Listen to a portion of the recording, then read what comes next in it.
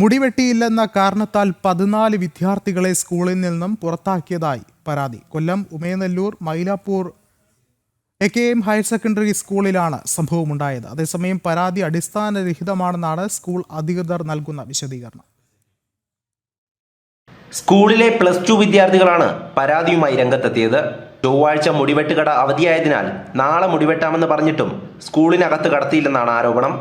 രാവിലെ സ്കൂൾ ഗേറ്റിന് പുറത്താക്കുകയായിരുന്നു. മഴ നനഞ്ഞ് സ്കൂളിന് പുറത്ത് നിൽക്കേണ്ടി വന്നെന്ന് വിദ്യാർത്ഥികൾ ആരോപിക്കുന്നു. കുട്ടികൾ സ്കൂളിന് മുന്നിൽ നിൽക്കുന്നതിന്റെ ദൃശ്യങ്ങളും പുറത്തു വന്നിരുന്നു. കഴിഞ്ഞ ദിവസവും സമാന സംഭവമുണ്ടായതായും മുടി വളർത്തിയ മറ്റുള്ളവർ ക്ലാസ്സിൽ കയറുന്നുണ്ടെന്നും വിദ്യാർത്ഥികൾ പറയുന്നു.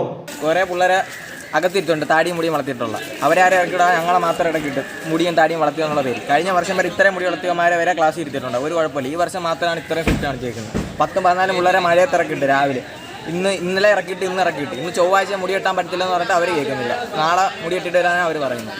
എല്ലാവരും എത്ര പേരെ പുറത്തിറങ്ങി? ഇപ്പോൾ 10-14 പേരുണ്ട്. അതേസമയം വിദ്യാർത്ഥികളുടെ പരാതി അടിസ്ഥാനരഹിതമാണെന്ന് സ്കൂൾ പ്രിൻസിപ്പൽ വ്യക്തമാക്കി.